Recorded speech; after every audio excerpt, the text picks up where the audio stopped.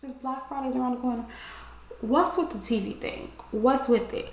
Why are we buying TVs every Black Friday? What is happening to your TVs in a year's time that you need a TV every single year? Like, I don't get it. I don't know. What y'all be doing to y'all TV? Level up loading, level up loading, level up loading. Hi everybody, welcome back to Level Uploading, Fight Feelings Face Facts with yours truly, Shay. I hope everybody is having an amazing day. I just want to give you guys a quick disclaimer, as of course you do know that I am in a new place, a new complex. The neighbors be neighboring, okay? And honestly, it's only my upstairs neighbor. Everybody else is completely considerate, kind, quiet. I don't know what they have going on upstairs, but sometimes they, decide they want to be tap dancers. Sometimes they want to be cheerleaders. Sometimes they want to be, it's just a lot. So if you guys do happen to hear anything in the background, please excuse it. It just kind of is what it is. I'm not going to let the disturbances stop me from putting out my content for you guys. So let's jump right into it. So of course we are now in the month of November, and November is a great time. We have Thanksgiving in the month of November, and then we're also very close to the end of the year. 2023 went by so quick. Like, you snap your fingers and it was over. Now, mind you, I was going through my own storm, and anybody who knows my backstory knows all the things that I've been going through. But even within my own set of turmoil, it was still a very quick year. But it's a blessed year. Everything has been happening the way that it's supposed to. I am sad to say that I just yesterday had a passing in my family. My dad's brother, he passed away, and it just kind of really put into perspective, because he's younger than my father. He is the second youngest of my grandmother and grandfather's kids. He was not an old man whatsoever. And it just kind of puts into perspective all the things that I've gone through myself personally, and just also the people who are around me. Like, looking at my mother and my father getting older, looking at my aunts and uncles getting older, looking at myself getting older and being in health crisis. We do not know the time or the hour when we will be called home. And I hate to say that, that death is always such a humbling experience, because it really does have you to look at your life and to evaluate how you're moving about it, and if you're actually being present in these moments.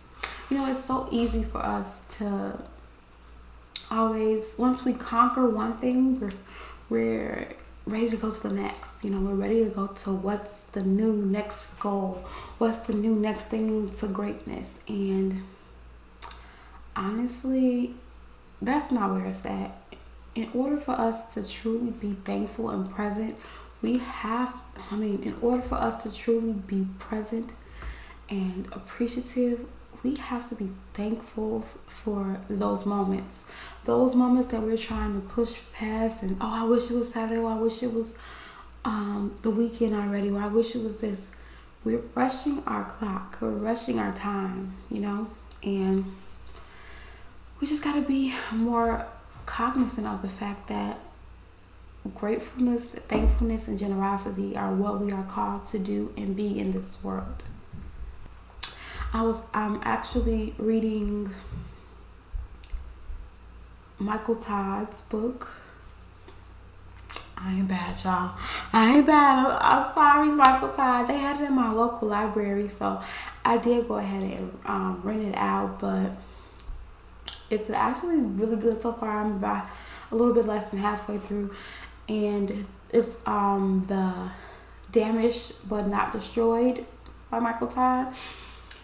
And in that book so far, what I'm getting from it is just so many little tidbits, like all the trauma that we've experienced, all the dings in our armor that we've experienced, all the setbacks, disappointments, things that we thought would take us out, and we still are here. We still are here. I myself, I'm 1 month post-op, and I'm just like thinking about what my life was like before a month ago. Thinking about how grateful and thankful I am to be not only in recovery, but the fact that I made it off that table. You know, there are people, we take this for granted, but there are people who don't make it off of tables. You can do all the preliminaries, you can do all the precautionary things to make sure you're safe for surgery, but ultimately surgery is a very dangerous thing. And so just having that reflective moment to sit and think, like, thank you, Lord. Thank you for being faithful and seeing me through. Thank you so much for just allowing me to make it to the other side, to see my family, for my family to not be in mourning and grief over me. And it just sucks because very shortly after, now my family is in a state of mourning for my uncle. And it's just, you just gotta be thankful. You have to have some grateful interactions. You have to be generous when you can be. It's a necessity. God didn't give us these many blessings. He didn't give us more life and extend the time on our clock for us to waste it away on our own selves. It's for a bigger purpose. It's for his kingdom. I was watching that movie In Time with Justin Timberlake and don't give me the line, some lady. Let me look it up, hold on, because that's rude. Let's see. Oh, okay. Justin Timberlake and Amanda Seyfried? I can't say her name. Yeah, whatever. I can't say her name. Amanda Seyfried. I think that's how you say her name. Child. But anywho, I was watching that and it was just like, how much more important and how much more thankful would we be for every hour of the day if we lived like that movie? Now, just for a quick short synopsis, basically the movie was where time was currency. And that's not too far from true now. Like, time is very important. It's a commodity that we can never get back. In this world, in this movie, time was their currency. They got paid in time, and everything costs time. So if you wanted to go to the store and get a Big Mac, that's going to be 30 minutes. I'm just using this as an example. Please go watch the movie. It's a good movie. It's very relevant for today, and it really puts things into perspective for you. But the movie basically is about a guy who is racing the clock, and trying to get more time, which is more money, basically, for them in this era.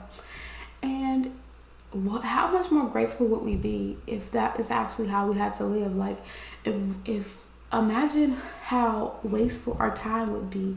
Imagine if we're just sitting here scrolling on TikTok for hours and hours, wasting hours of our lives.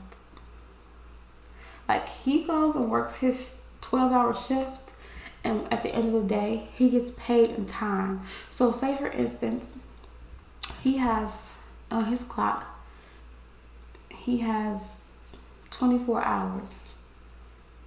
Because I believe he was living check to check, which is day to day. It's so crazy. It's a really good movie. Please go watch it, guys. Check to check, which equals kind of like day to day. And so he would be generous with what he had. He would, still try to have some fun. and sparing. He would gamble his time away sometimes. It would work in his benefit, and it would sometimes work against him. You know, if you have 24 hours and you spend 15 for groceries, that's gonna leave you. Oh Lord, it's gonna leave you with 9 hours. So that's gonna be your working. That's gonna be your sleeping. That's gonna be your clock is always going. And the movie was so great because that's literally how it is. And the funny part about it is we don't know the time, the hour. We don't know when our clock is going to expire. At least in the movie, they have a visual representation of, hey, I'm getting down to mere seconds. I'm getting down to a minute. If I don't get more time or somebody doesn't loan me enough so I can get somewhere to get time, I'm going to die. They at least have that visual representation. We don't even have that. So how much more useful could we use our time if our lives were depending on it? Would we be scrolling our TikTok aimlessly for hours? Would we be postponing and putting off for tomorrow what we need to do today? Would we be calling off for work when we know that's the only way that we get more time? That's the way that we sustain our clock and work for our livelihood, literally. Not our livelihood as in just our money, but to actually live.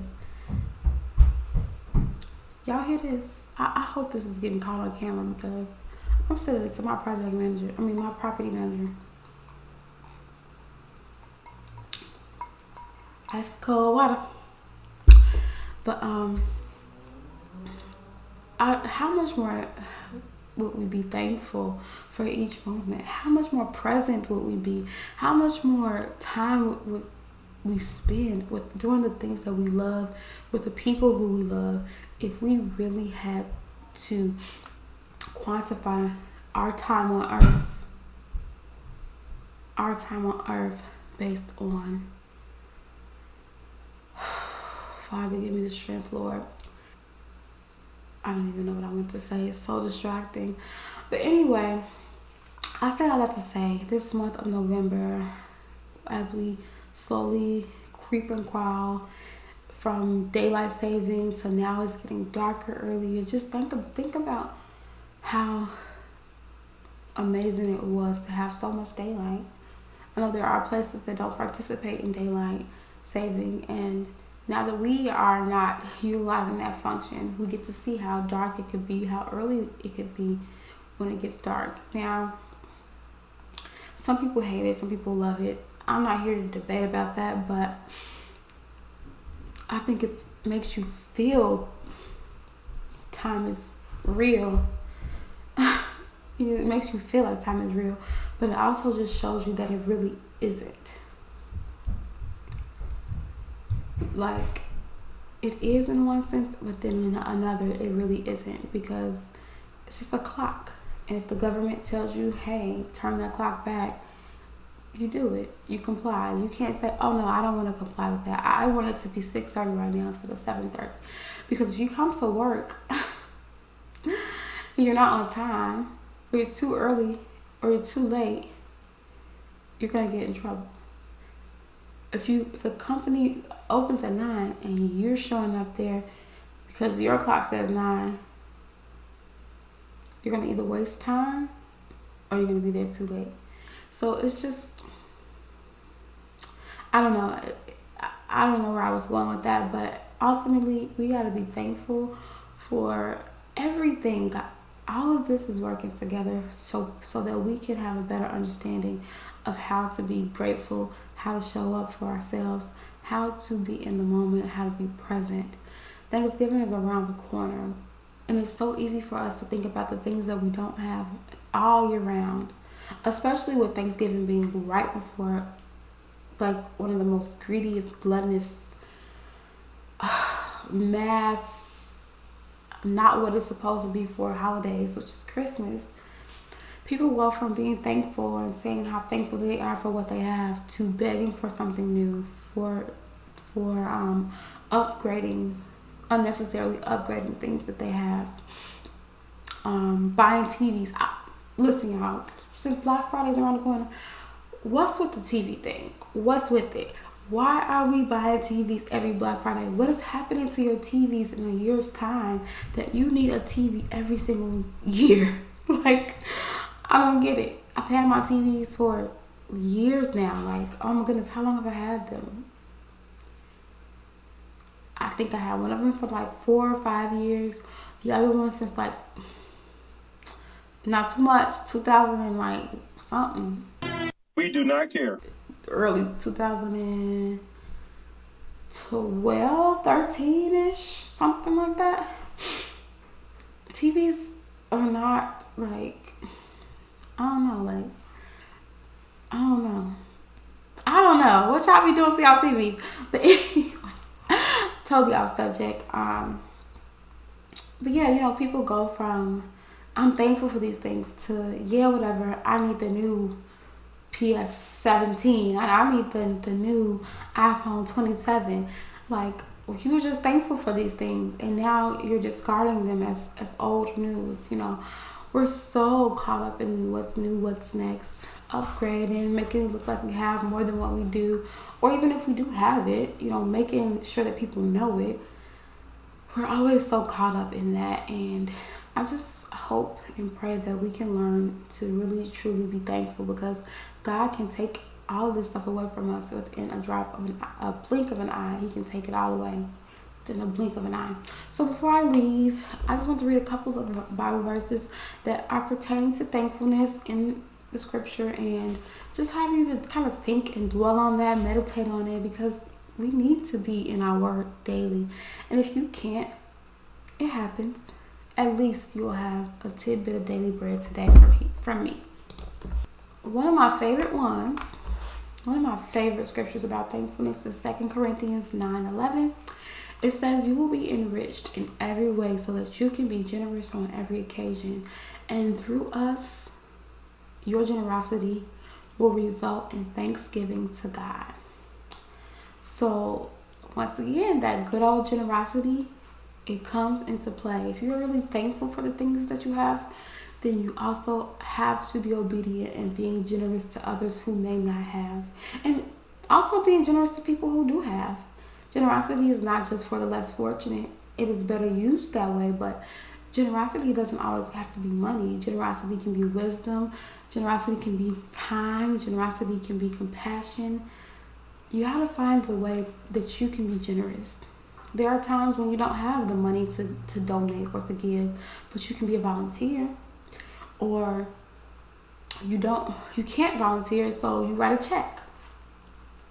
Generosity. Let's see another one that I really like. Psalms 107 verse 21 says, let them give thanks to the Lord for his unfailing love and his wonderful deeds for mankind. Every morning we wake up and that sun is up. Every night and that moon is out. Give him thanks, because if a day ever came where that didn't happen, you would be terrified. And I'm not talking about Alaska that has that little weird stuff going on. I don't know what they have going on in Alaska. I don't know if you know, but Alaska has like this weird time of the year where they are dark all the time, or the sun doesn't go down. God is amazing. That's almost like God is amazing. The way that he has this world is amazing to me. But anyway, Colossians chapter 3 verse 16, it says, let the word of Christ dwell in you richly, teaching and admonishing one another in all wisdom, singing psalms and hymns and spiritual songs with thankfulness in your hearts to God. So we are supposed to be singing God's praises. We're supposed to be thankful. We're supposed to be reverencing. We're supposed to be reverencing, is that word? We're supposed to be revering the Lord and humbled before him, because he is awesome and he is greatly to be praised. Okay, so y'all, please just let me see if I found one more. Okay, my last one, Psalms 9 1-2. I will give thanks to the Lord with my whole heart. I will recount all of your wonderful deeds. I will be glad and exalt in you. I will sing praise to your name, O Most High. Period, boo. Period. God is so good, and we need to be treating him with respect. We need to be thankful, and we absolutely need to figure out a way